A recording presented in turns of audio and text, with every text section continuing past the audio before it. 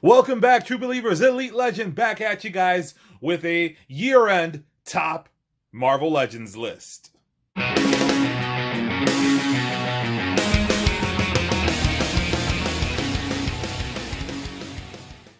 2020 was a hell of a year for the Marvel Legends collector and for Marvel Legends in general. What you see before you are the top deluxe figures, the top rider figures, and the top multi-pack figures of 2020, at least in Elite Legends collection.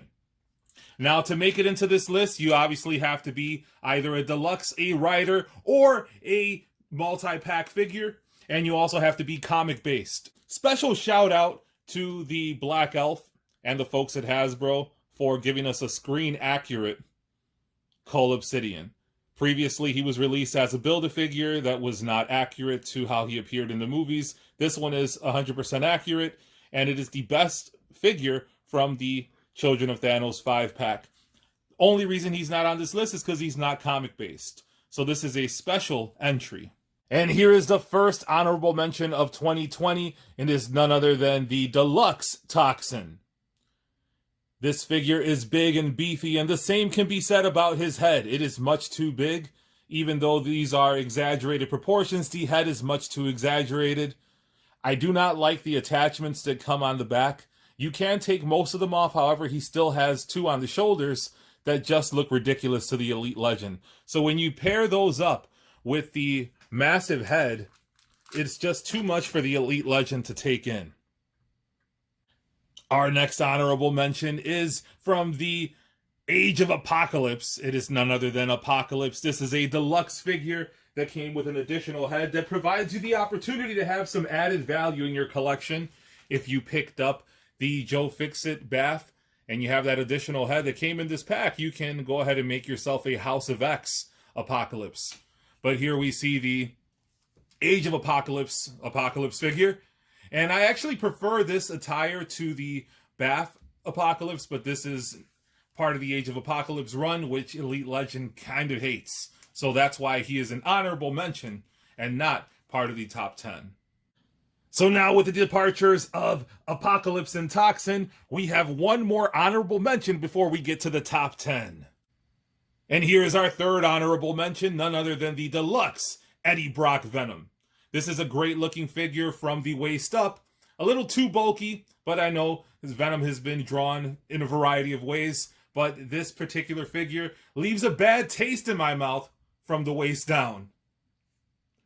The legs are too stubby. I don't like the feet, and I don't like the attachments that are on his back that are not removable. So for those reasons, this Eddie Brock Venom is just an honorable mention and not part of the top 10. And now 13 figures remain, but there's only 10 spots left. The reason being is, if you are part of a multi-pack, only one particular character from that pack will be considered one of the top 10 figures of the year. So that's why you see 4 members of the Hellfire Club before us. So here we see Nimrod. He was part of the Amazon exclusive 3-pack that came with 2 full-size 6-inch accessories named Psylocke and Phantom X. This figure came with additional heads, hands, and effects. However, I am not using those in my display.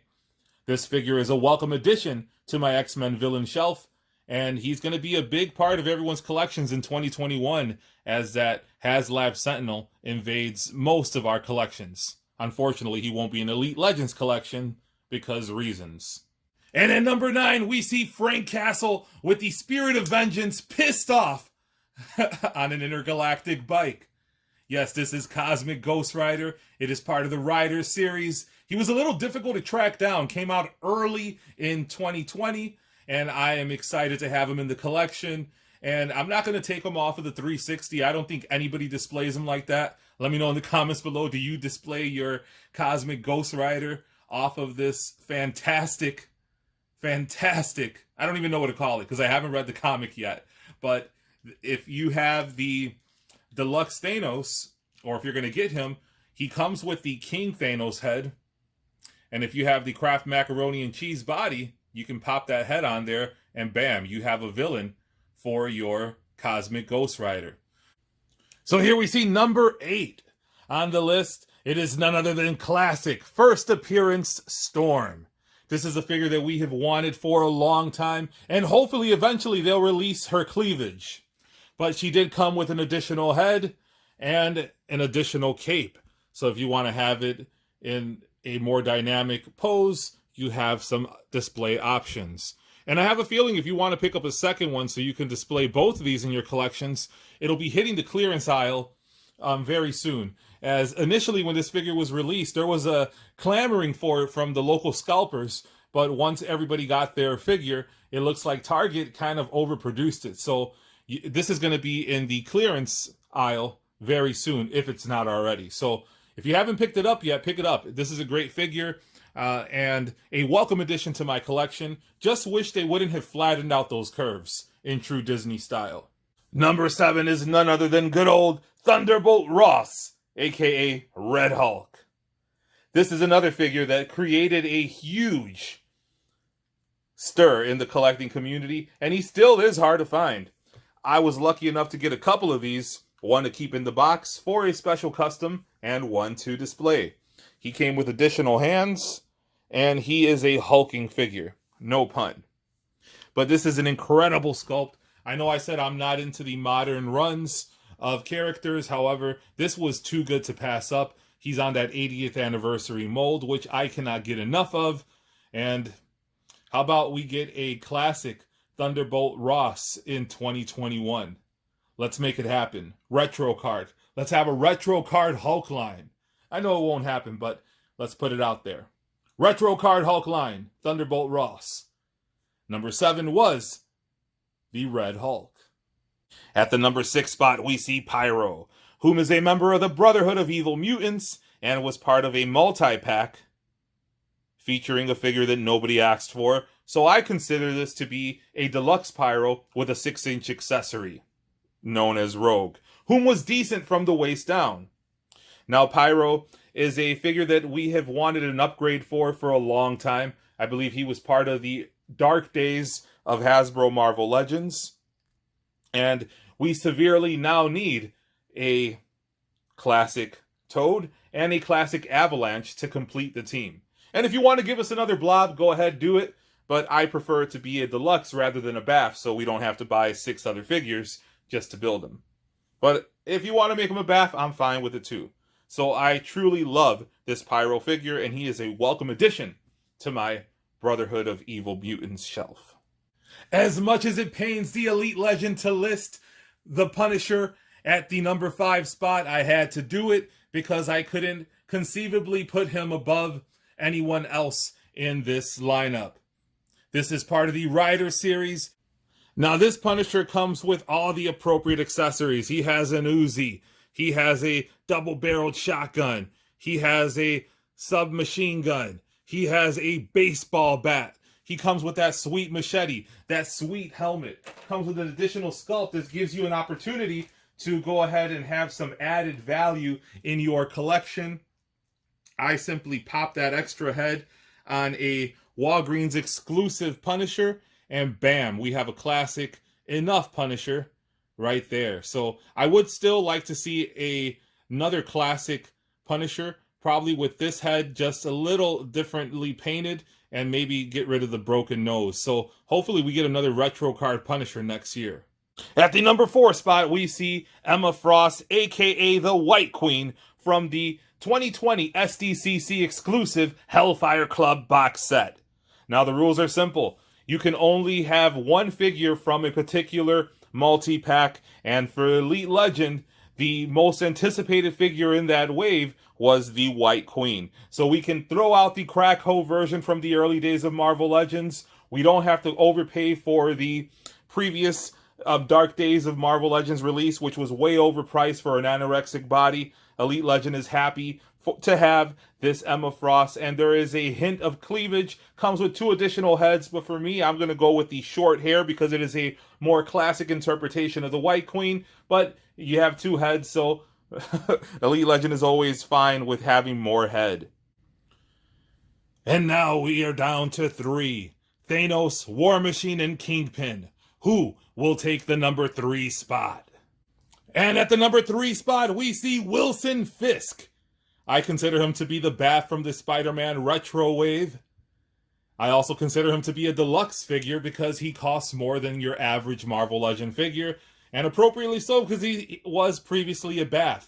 A lot of people will say this was simply a repaint for Elite Legend. This is not just a repaint. This is the Wilson Fisk in my collection. This is the classic Kingpin.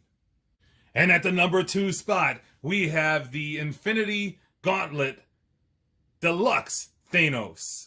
This figure comes with an additional head, additional hands. There you can see he has the snapping gauntlet. He comes with the additional King Thanos head. So if you want to have other options, I'm not familiar with that run, but I will be reading Cosmic Ghost Rider so I can learn more about the King Thanos. But this is the additional head on the Kraft Macaroni and Cheese Walmart exclusive Thanos. But there you see Thanos in all of his glory. I love the color scheme. Don't love the pinless technology. Dislike the lack of articulation and how small he is. And when you mention all these things, maybe he shouldn't even be on the list, let alone at number 2, but it's my list. I love Thanos. Even wrote him a love letter in my review. Check that out in the playlist. And let's go ahead and take a look at number 1. We all know who it is. Should be no surprise to anyone, but let's go ahead and take a look. And to the surprise of absolutely no one, the number 1 figure in the countdown is the Deluxe War Machine. This figure is beautiful, comes with a boatload of accessories, the very annoying blast-off effects which do not support his weight, which is why he is on the real MVP of the Deluxe Black Widow figure from earlier this year, the Flight Stand, which you can find on Hasbro Pulse. Don't buy that terrible Black Widow figure unless you find it in your clearance aisle at Target. So, back to War Machine. This figure appears to have been ripped straight off the pages of a 1990s comic book, which Elite Legend loves. Speaking of something ripped out of the 1990s, he comes with an additional head sculpt, which features the high top fade, very Patrick Ewing-esque, and very New Jack Cities-esque. To make it simple, this War Machine figure is all that and a bag of chips. I highly recommend it, and it is a figure that I am very excited to have in the collection. I'll be doing a feature on him in the future as I do a face-off between the Toy Biz, which was an impressive figure in its own right, and this Marvel Legend figure. So keep an eye out for that. Thank you guys so much for all the support. Let me know in the comments below. What do you think about my list? Share your own list. Who do you feel was the best Rider, Deluxe, or Multi-Pack figure of 2020? If you haven't already done so, hit that subscribe button, hit the notification bell so you can be alerted to all of my next videos. I want you guys to have a happy new year. Stay safe. And until next time, make mine Marvel.